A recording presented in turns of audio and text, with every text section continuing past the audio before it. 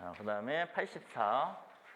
의롭게 죽느냐, 개처럼 사느냐 하고 죽고 사는 기로 또는 귀로 속에서 헤매었던 것이다. 기로 이렇게 되겠어요. 기로가 그냥 쉽게 말해서 갈림길을 말하는 거죠. 갈림길에서. 근데 귀자는 무슨 귀자죠?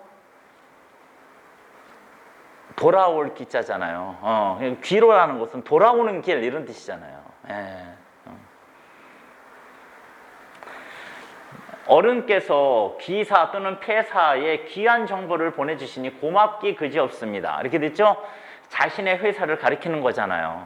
그러니까 자신의 회사를 가리킬 때는 좀 겸손하게 낮춰서 해야 되는 거죠. 그래서 폐사 이렇게요. 근데 다른 사람의 회사를 말을 할 때는 좀 높여서 해줘야 되잖아요. 그럴 때는 귀사 이렇게 하겠죠.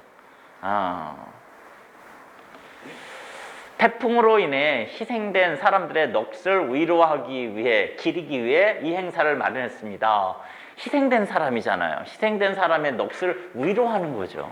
예, 위로하는 거죠. 기리다라는 것은 업적이나 아니면 그 사람의 어떤 높은 정신 이런 것을 칭찬하고 기억하다 이런 뜻으로 쓸 때 기리다 이렇게 하죠. 그 다음에 도전자는 통쾌한 KO 승을 거두겠다고 기염을 토하고 있다. 기염 이렇게 되겠어요. 기염. 그 염자가 옆에 보게 되면 요거 불화자가 들어가잖아요. 그렇죠? 근데 기함 같은 경우는 거기다 써놓으세요. 기함은 무슨 말이냐면 놀라서 넋을 잃어버리다. 이럴 때 너무 놀라서 넋을 잃다 할 때 기함 이렇게 되죠. 네, 공작이 꽁지를 폈다. 여기서는 꽁지가 맞죠. 꽁지 같은 경우는 조리에 그 뒤에 나오는 좀 긴 털 있잖아요. 그런 것을 말로 하는 거고, 꼬리는 4발 달린 짐승, 그 뒤에 붙어있는 긴 거 있죠? 그거를 꼬리라고 하죠. 근데 그거는 어떻게 해요? 꽁무니라는 거 있잖아요. 꽁무니는 그건 뭘까요? 꽁무니는 이 둔부 부분을 뜻해요. 엉덩이 부분. 알겠죠? 그러니까 그 꽁무니 부분에 꽁지도 붙어있는 거고 꼬리도 붙어있는 거죠. 그 다음에 출제자들은 이번 시험에 난이도 또는 난도가 크게 낮아졌다고 말했다. 이렇게 했는데 우리는 이때 대부분 난이도라는 말을 쓰잖아요. 그렇죠? 근데 아니죠. 여기서는 난도를 써야 돼요. 난도라는 게 무슨 뜻이에요? 어려움의 정도 이런 뜻이잖아요. 이게 어려움의 정도가 낮아졌다. 근데 난이도 할 때 이자가 무슨 이자예요? 쉬울 이자잖아요. 예. 그러니까 어렵고 쉬운 정도 이런 뜻이고 난이도는 어렵고 쉬운 정도. 근데 뒤에 보니까 낮아졌다 이렇게 하잖아요. 그러니까 안 되죠. 그래서 난도가 이렇게 어려운 정도가 크게 낮아졌다고 말했다. 이렇게 해야 되죠. 토요일에 시험을 보신 분들도 있죠. 국어는 어땠나요? 국어는 어땠어요? 느낌이? 이게 사람마다 다 느낌이 다르죠. 저도 풀어봤어요. 저도 풀어보고 제가 하고 있는 그 학원에서도 한번 이게 공무원 시험이다라고 말을 하지 않고 그냥 풀어보라고 한번 해봤어요. 고등학교 애들한테. 물론 고등학교 애들 중에서 잘 푼 애들도 있어요, 진짜로. 한두 개 틀린 애들도 있어요. 물론 그렇지 않은 애들도 있지만 사람마다 다 다른데 이렇게 말하면 기분 나쁠 수 있지만 제가 보기에는 그냥 어렵지 않게 나왔다고 저는 생각했는데 인터넷에만 이렇게 댓글 달는 거 보니까 뭐 어려웠다? 뭐 이렇게 하는 사람들도 있고 어떤 사람들은 뭐 역대급이다 뭐 이렇게 하는 사람도 있다고 하는데 여러분이 저번에 봤었던 그 학원에서 본 모의고사 있잖아요. 그것보다는 제가 생각하기에는 더 쉽게 나온 거라고 생각하는데 사람마다 차이는 있긴 있겠죠. 자, 요금 인상폭을 크게 줄이냐 내리냐 이렇게 되죠. 인상폭이니까 폭은 줄여야 되는 거죠. 예. 폭을 크게 줄일 생각이다. 근데 내리다라는 것은 뭐예요? 위에서 아래로 이렇게 내리는 거잖아요. 위에서 아래로 옮기는 거잖아요. 그다음에 인홍 현상에 따라 도시 인구가 높아졌다, 늘어났다, 증가했다. 여기는 늘어났다, 증가했다. 두 개가 되는 거죠.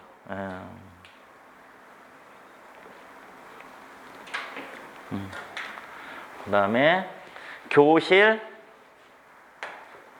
안에는 가방, 체육복, 신발들이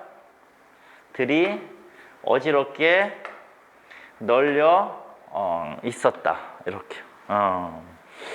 여기는 그 안 있잖아요. 안. 교실 안하고 띄었었죠. 안, 제 반대말이 뭐예요? 박. 그렇죠. 안, 박. 안, 박. 예.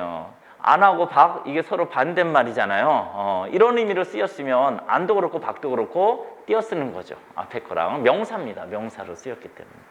그 다음에 들, 신발하고 들이 이렇게 했을 때 띄었었죠. 이 들이 의존명사입니다. 의존명사이기 때문에 앞에 있는 거랑 띄었어야 되는 거죠. 네. 자, 그 다음에 객지에서 고생하는 그를 생각하니 참 띄우고 안 되었다. 이렇게.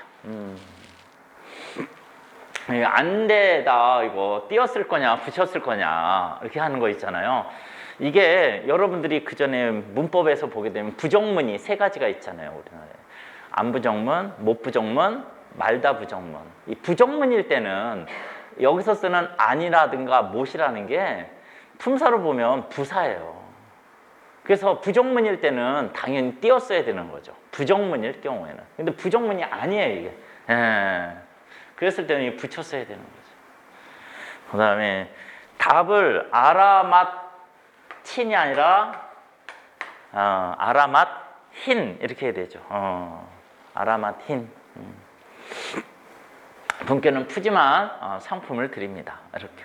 자, 겉으로는 비슷하나 속은 완전히 다름 또는 그런 것 이렇게 되죠. 비슷한 것 같으면서도 사실은 아니다 이런 거잖아요. 답은 1번이죠. 1번. 뭐라고 읽어요? 너무나 많이 알려진 단어잖아요.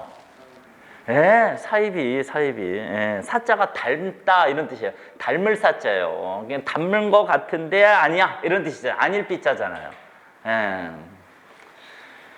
그 다음에 여러 책이나 작품 가운데 제일 잘된 책이나 작품 또는 여러 가운데 가장 뛰어난 것 6번이 답이 되겠어요. 뭐죠? 6번. 앞권, 앞자가 누를 앞자예요. 권자가 채권이잖아요. 다른 책들을 그냥 눌러버리는 거죠. 말을 할 때 이르기를 이런 뜻이에요. 말을 할 때 이르기를 이라는 뜻이다. 2번이에요. 언필칭이 있잖아요. 언자가 말씀 언자잖아요. 그 다음에 손바닥을 뒤집을 것 같다라는 뜻으로 일이 매우 쉬움을 이루는 말이다. 7번이네요. 여자가 같을 여자죠. 여반장 이렇게 되죠. 여반장. 그 다음에 여러 해 동안 쌓은 경력에 의하여 이루어진 숙련의 정도. 3번이 답이 되죠. 뭐라고 있죠? 연륜. 연륜이라고 있죠. 연륜. 그 다음에 이제 4번을 보세요. 4번은 뭐라고 읽어요?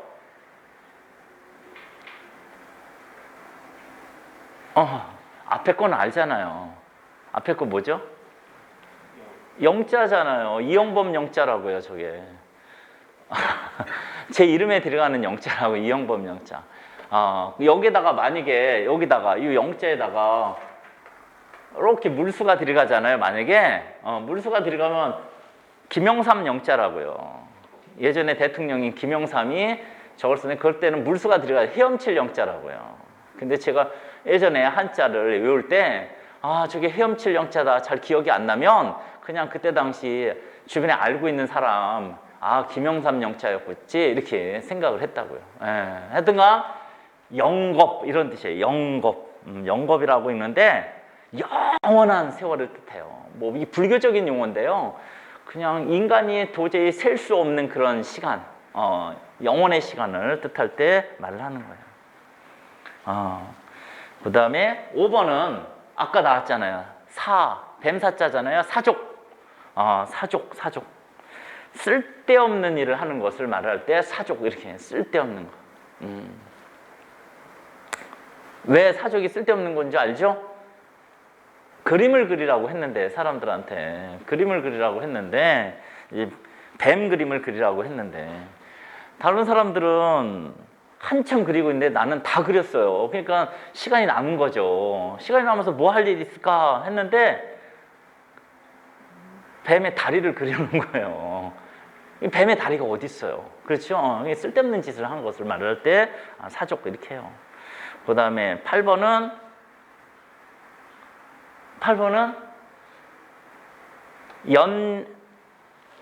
연리지. 많이 들어봤죠? 연리지. 어떤 때 쓰죠?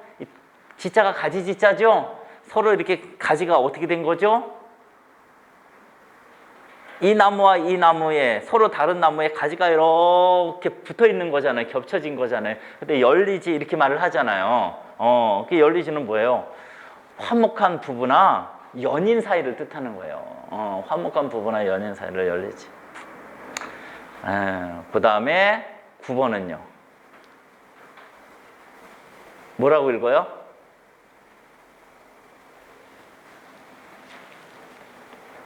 뭐라고 읽어요? 사자후. 사자 알잖아요. 그 짐승 그 사자. 그 사자가 후자가 무슨 후자냐면은 울부짖을 후자예요. 앙캉 막 이렇게 하잖아요. 그 뭐죠? 라이언킹 나오면은 그 하잖아요. 그 바위에 올라가가지고 그러면 다른 동물들이 다 뭐 고개를 숙이고 막 무릎을 꿇고 하는 거 보이죠? 근데 사자후라는 것은 크게 말을 하는 것을 뜻하는 거예요. 크게 열변을 토할 때. 그 다음에 10번이에요. 뭐라고 있죠? 요 앞에 두 글자도 더 들어가기도 해요. 종묘사직 할 때 그 사직이에요. 사직.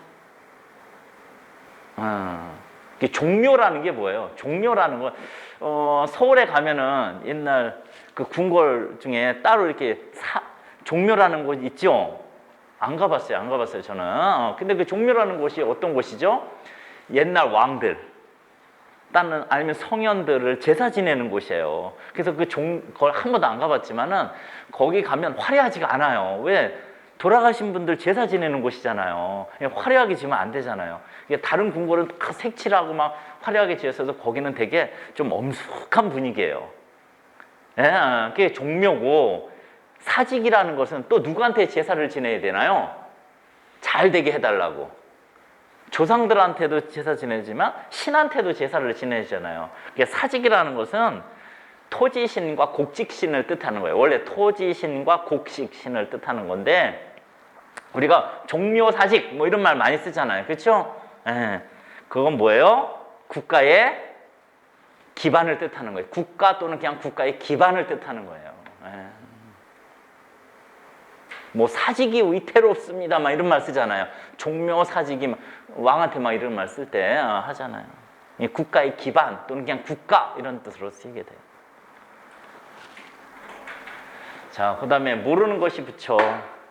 모르는 것이 차라리 낫다 이런 뜻이죠.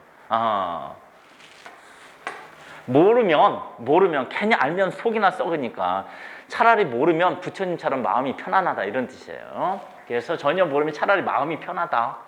그다음에 묻는 말이 있는데 차는 말이 있다. 묻는 말, 차는 말 다 못된 말이죠. 못된 말이잖아요. 그렇죠?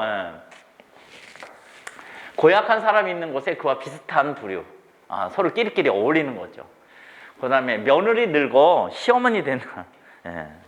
그렇죠. 며느리가 늙어 시어머니가 돼요. 남의 아래에서 겪었던 고생은 생각지도 않고 오히려 제 아랫사람에게 심하게 대함을 비꼬아 이르는 말이다.